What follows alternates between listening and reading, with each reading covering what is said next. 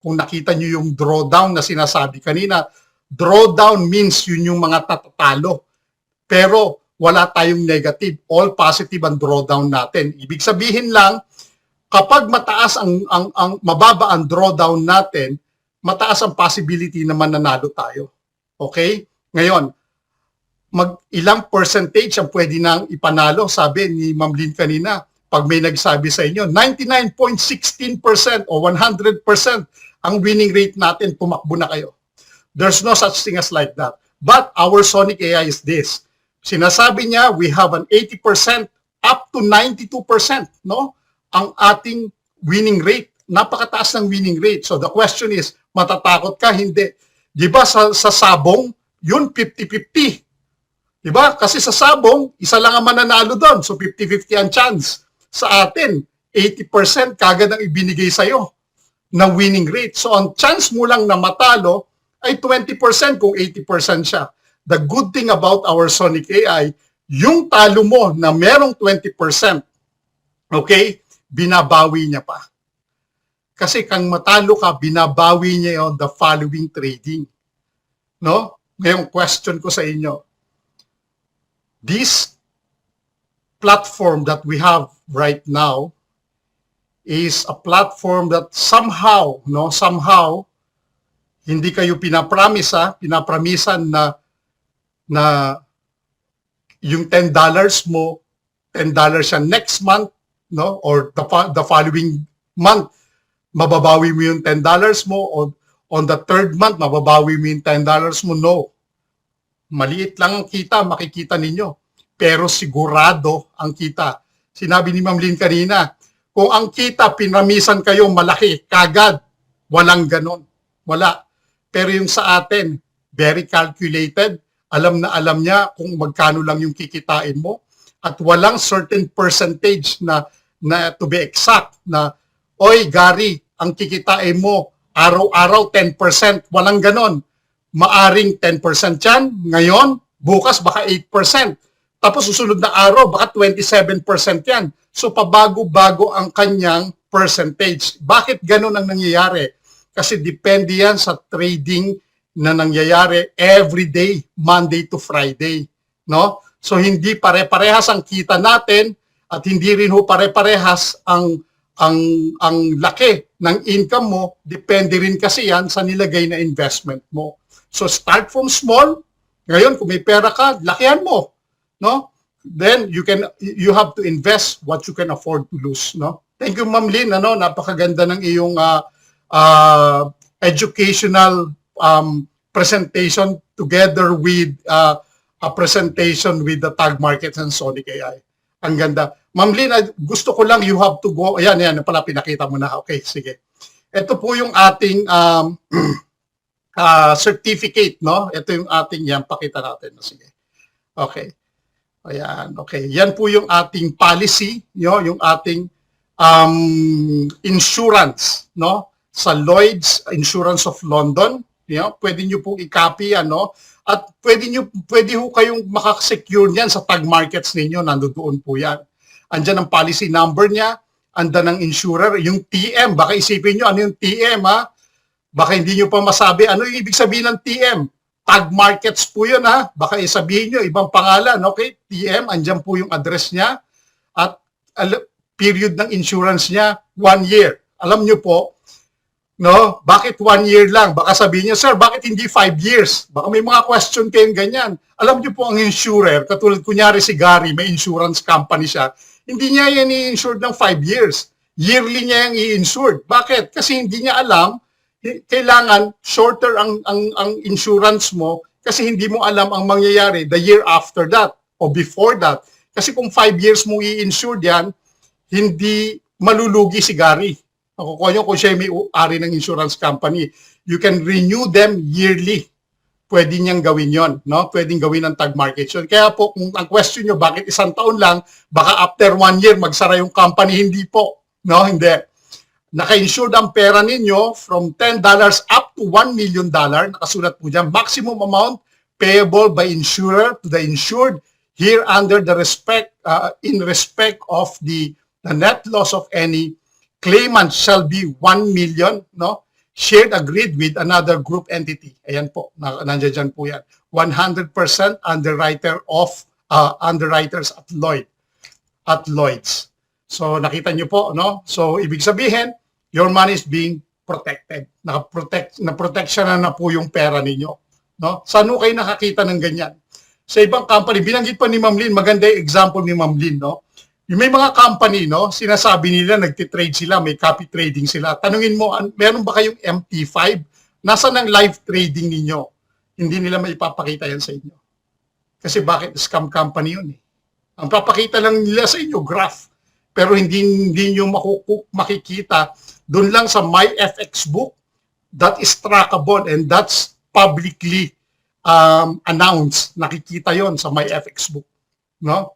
Ayan po ang ating certificate, no, sa ating Financial Services Commission. Ayan po ang Tag Markets certificate under sa Mauritius, no? And ang certificate natin hanggang 2028. Ang 2026 lang tayo, no? So ibig sabihin po, no, we are fully licensed by the Financial Services Commission. Di ba ang ganda? Pwede niyo yung screenshot. Pwede niyo yung screenshot yan. Ayan pa yung isa, no? Yung Financial Services Commission natin, no? Ng Mauritius, no? Offshore regulated. What do you mean by offshore regulated? We can operate, no, all over the world except for the countries that are hindi banned, kundi that doesn't allow this kind of business like the e-commerce business. Nakuha niyo po? So, ganyan po ayan po ang ating original na certificates. Kuha niyo po? Ayan. Okay, hanggang 2028. Yun? Okay, napakaganda Ma'am Lynn. Thank you so much for letting us learn kung gaano kaganda yung negosyo. Siguro I give the power now to unmute everyone para makapagtanong po kayo, no? So, pwede rin ho kayong magsulat dito sa ating chat box, no? Para masagot natin yung mga tanong ninyo. Naiintindihan po ba na nagustuhan niyo po ba yung presentation? Type 1 nga po kung, nagustuhan niyo yung presentation. Type 1 po. Yan si Gary. May tanong si Ate Maria. Sige, basahin mo na lang. May tanong siya regarding ano yung difference ng 12X sa 24X amplified. Tama ba ako, Ate Maria? Do you have understanding, please? Yes. 12X Okay, amplified. Ibalik natin yun, ma'am, para may ituro natin. Ikaw na o ako? Sige, ikaw na. Sige, ibalik natin para may... Okay. So, Ate Maria, sugundahan ito ko yung yun, sasabihin mo. Sugundahan ko yung sasabihin mo. Dagdagan mo na lang kung may kulang ha. Okay, for example po, ang 12 amplified account po. Example po, you deposit po $1,000. Okay. I-amplification po niyan 12 times. So magiging, ang trading account nyo, size nyo is 1,000 multiplied by 12, that is 12,000. Okay. Pero, doon makikita nyo din ba sa account nyo 12,000? Pero ang reality po, ang pera nyo lang doon na 1,000. Okay. So, you only put 1,000 po, but you can trade po. So, you can trade as you have 12,000. Yun po yung sinasabi doon. 1,000 ang nilagay mo, pero yung sa pagtitrade po doon, nasa 12,000 po ang pwedeng gamitin ni Sonic AI sa inyo. Ang 24 amplified po na promo nila, okay, instead na 12 times, gagawin niya po ng 24 times. So, it means sa platform nyo, it allows po to trade using $24,000 po. Pero ito po yung benefit niya. Okay, the benefit, higher profit po ang potential, access to the larger position po, and smaller capital required. Imagine niyo, instead na maglagay ka ng 24,000, naglagay ka lang ng 1,000. Yun po 1,000. Yun. That's why here, kaya po hindi kayo nagtataka, wala pong trading na platform na $10. Hindi po kayo makakapag-trade ng $10. Kaya nagtaka ako kung 10. May trading ba na 10? Kaya nagtataka yung mga kausap ko ng mga traders, why 10? Wala namang 10 na trade. Kasi nga na minumultiply niya ng 24 times. Kaya nakakapag-trade yung $10 natin. Ganun po siya. Pero ito, may risk po doon. Lahat naman may risk, di ba? Yan ang in-explain din yan, Ton. So, Pag po, losses po natin losses are amplified too. Pag po nag-loss naman tayo, na-amplified din po siya. It means, ganun din yung losses niya. Smaller market moves can have a bigger impact. Yan po, yun po yung mga risk. Drawdown limits po usually stricter. And then some amplified accounts po can be wiped out quickly if a risk management is poor. Take note po yun.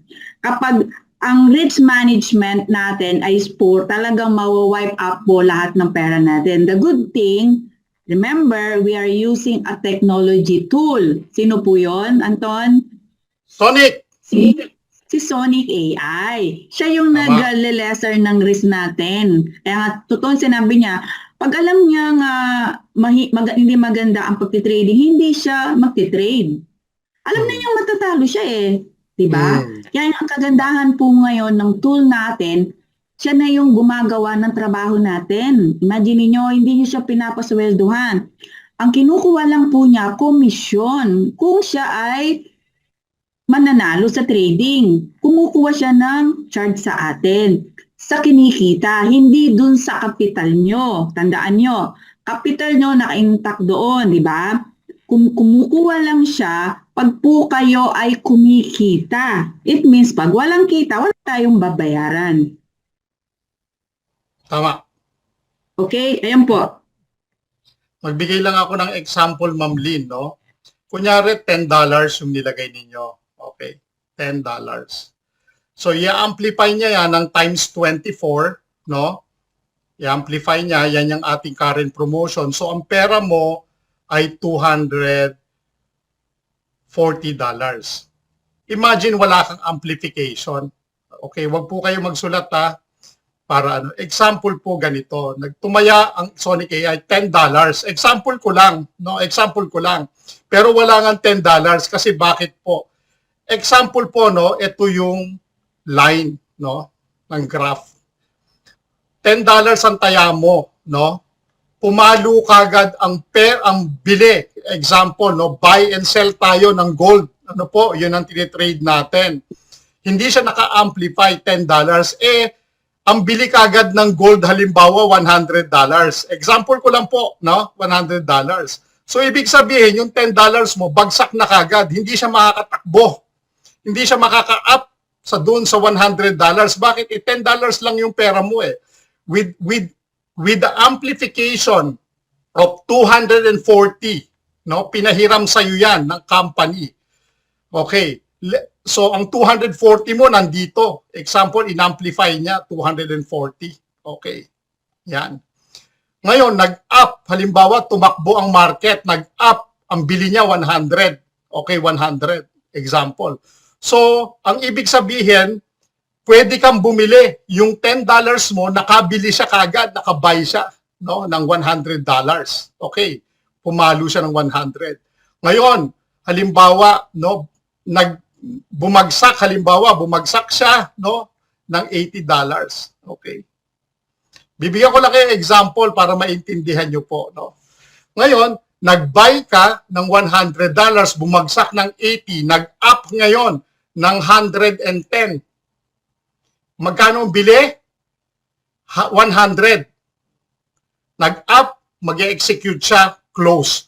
So, nanalo ka ng $10. Nakuha nyo po? Panalo ka ng $10.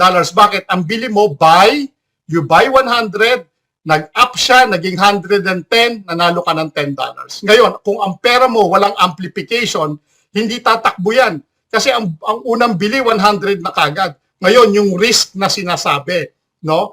Ibig sabihin, kunyari, $100 yan. Kung hahatiin mo yung $10 mo sa,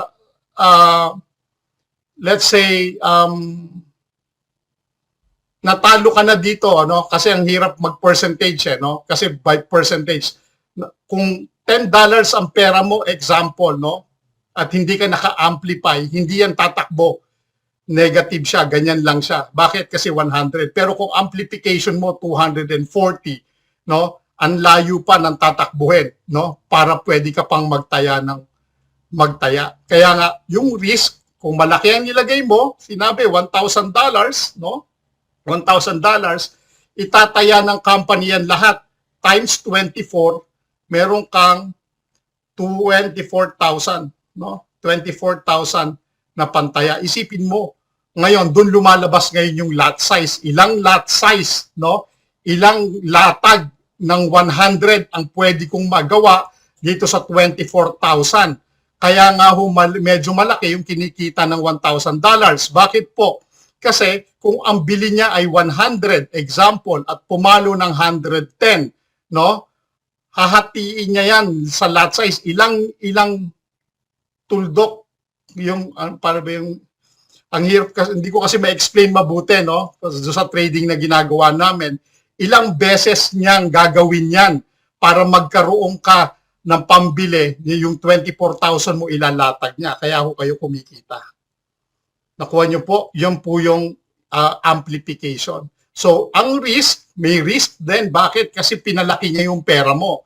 So, kung matatalo yung 240 mo, talo yung $10 mo. Zero ka na. Pero hindi niya gagawin yon. Alam niyo kung bakit? Monday, Tuesday, Wednesday, Thursday, Friday. Etong Monday, nakita ng Sonic mo na matatalo yung pera mo. Hindi siya magti-trade, zero. Okay, zero siya. Hindi siya magti-trade kahit anong mangyari. Hindi niya itataya, isasakripisyo yung pera mo. Bakit? Unang-una, insured ang pera natin. Pangalawa, alam niya kung matatalo na, bakit niya itataya? Tuesday, makikita niya, nanalo ka ng $10. Example. Lagi ko ina-example yan. Nanalo ka ng $10 ng umaga. Pagsampa ng tanghali, natalo ka ng $5. Ito yung ginagawa ng iba, Ma'am Lynn. Pag nanalo, anong ginagawa niya? Wini-withdraw niya. Okay. Okay lang, withdrawin mo. Walang problema. Kunin mo yung $10 mo. Natalo ng $5. Saan niya kukunin yan? Babawiin niya yung sa'yo. Dahil na-withdraw mo na, sa'yo na yan. Pero pag nag-trade ng Wednesday, nanalo ng $10. Example, nag-trade ng Wednesday, nanalo ng $10. Kahapon, no, Tuesday, gumagalaw yung ano mo sandali lang. Natalo ng $5, no, kahapon. Nag-trade ng Wednesday, $10 nanalo. Ang ibibigay lang sa'yo, tandaan mo, hindi $10. Ang ibibigay lang sa'yo, $5. Sir, bakit $5 lang? Ang panalo, $10. Kinalimutan mo yung talo na $10 kahapon. Huwag mo kakalimutan yon, no? Bakit? Unang-una, winidraw mo na yung $10 eh. Tama? Kung may talo na $5, saan niya babawiin yan? Babawiin yan, it's either that day kung magte-trade man or the following day. Kukunin niya yan sa'yo. Ibabawi niya yan sa'yo. Kung nanalo ng $10 the following day, may utang ka na $5, $5 lang ang pwede mong ipanalo. Tama po ba? So, minsan, wag tayong masyadong greedy na ayaw nating tanggapin yung talo at hahanapin natin yung kung nasaan napunta yung pera natin. Ang hindi natin alam, winidraw ko na nga pala yung $10. Kung may talo na $5, hindi pwede ipawalang bahala yan, $5 na yan, ng company. Babawiin niya yan sa'yo. Kaya nga, ako, lagi ko sinasabi sa team ko, when you withdraw, don't withdraw ng Monday, Tuesday, Wednesday, Thursday, Friday. Let the trade, hayaan nyo mag-trade dyan ng Monday to Friday. Then doon kayo mag-withdraw pag Sabado, Saturday. Ngayon, lahat ng mga profit mo, net na yan. Sa'yo na yan. Wala nang trading. Kung ang kinita mo halimbawa ay $100, sa'yo na yan. Okay? Ngayon, yung iba, sir, itong question, Ma'am Lynn, no? Sir, nanalo ko ng $10. Gusto kong i-compound dito sa $1,000 ko para maging 1,010. Example. Kasi ang iniisip ko, sir, kapag nilagay ko yung 1,010, kunyari ang kita ng $1,000 ay 100, example, baka kumita na siya ng maging 101 na siya. Hindi po ganun yun. No? Hindi po. Tandaan nyo po, huwag tayong minsang greedy. Yung alam nyo po, masakit man ito, I'm just speaking the truth, no? Kapag inilatag po ang pera natin, no, Monday to Friday, kung ang puhunan mo ay $1,000, ang amplification niya ay $24,000, ilalatag niya yung 24,000 na yan sa'yo Monday to Friday. Kahit magdagdag pa kayo dyan, no, dagdagan nyo yan unless it is a new deposit, no, unless it is a new deposit, no, hindi tatakbo kung new deposit. Pero kung reinvestment o redeposit ang gagawin ninyo, ang kita nyo po, yung kita ng $1,000 lang. Tatakbo lang po ang reinvestment ninyo the following week. Bakit po? Sabi ko sa inyo, ang Sonic AI, inilatag na yung pera ninyo Monday to Friday. Kung ang puhunan mo $1,000, $24,000 ang nakalatag na dyan. Ngayon, nag-reinvest ka, halimbawa Tuesday, kumita ka ng Monday, halimbawa ng $100. Okay, ang puhunan mo, ang investment mo, 1,000. Inilagay mo ngayon dito sa 1,000 na po reinvestment. So hoping sa Tuesday, 1,100 na yung nakalatag sa'yo. No. Nakalagay lang yung investment mo dyan, no? Makikita mo dahil nag-reinvest ka, pero ang nakalatag na pera sa'yo dyan, $1,000 lang. Ngayon, magte-take effect lang itong 1,100 mo na ito the following week. Magte-take effect lang kasi bakit? Kunyari, sa loob ng isang linggo, nag-reinvest ka ngayon ng $1,200 sa loob ng isang linggo. So magkano yan? That will be 24,480. Tama ba ako? 1,200 times 24 nga. Sige nga. Subukan niyo nga. 1,200 times 24. Sige nga. So, 4,800. So, 28,800. Tama po ba ako? Tama po ba? No? 28,800. Okay. Magte-take effect lang yan yung 1,200 mo the following week. Ito na ngayon yung bago mong trading money. Nakuha niyo po. So, kaya nga ako, I always suggest, una, bakit ganon? Una, para maprotektahan din yung inyong investment. Bakit? Imagine kapag minsan ganon ang ginagawa nyo, tumatakbo ang trading, minsan iniisip nyo, sir, bakit parang hindi nag-add o parang nawala? Parang anong nangyari dun sa account ko? Paano? Ginalaw mo. Tama? Pinagulo mo di ba? Tignan nyo lang kung magkano yung kinikita ninyo, pero wag nyong, habang tumatakbo ang trading na nangyayari, wag nyong galawin. Hayaan nyo lang siya. Alam ko yung iba excite, naiintindihan ko naman. Bawasan natin yung excitement natin, no? I-convert natin yung excitement natin on different things like inviting people. Kasi alam mo nang kumita ka na Ano pa ba yung gusto mong mangyari? Kasi ngayong iba ang gustong mangyari sa totoo lang, kumita pa ng kumita. Which is, totoo yun. Yun talaga yung nasa isip ng iba. Gusto ko pang kumita pa ng kumita, madagdagan pa ng madagdagan. Ang hindi niisip ng iba, kakagalaw mo, naiiba yung pattern, pero hindi magagalaw yung pera mo. No? Yung pa rin, kung ang puhunan mo dyan sa loob ng isang linggo, 1,000, unless it is a new deposit, hindi niya yan ilalatag sa'yo kasi ang nakalatag lang sa'yo, 24,000. Ngayon, yung kinita mo na 200, no, sa loob ng isang linggo, the following week, kunyari, kumita ka ng 200, ni-reinvest mo siya, the following week, ito na yung susundin niya, 28,800 na. Hindi na siya 24,000. Nakuha niyo po? So sana naiintindihan niyo yun, ano, yung illustration natin. Ayan. Ayan. Question. May question kayo? Tama ba to yung sinabi mo? Okay, it's like this, no? Every week ang countdown niya sa new trading money mo, tama? Hindi siya yung daily na ano mo. So it's useless to compound mo siya daily. At maganda siguro, i-withdrawin mo na lang siya kaysa top up mo siya. Tama? Correct. Correct. Correct. Mas maganda yung ilabas mo na lang siya, hindi mo siya withdrawin palabas ng wallet mo, kundi withdrawin mo lang siya, tapos ang padamihin mo siya, i-accumulate mo siya, then i-top up mo siya o idagdag mo siya para sa susunod na linggo. Which is Saturday, then or Sunday, then ilagay mo na siya.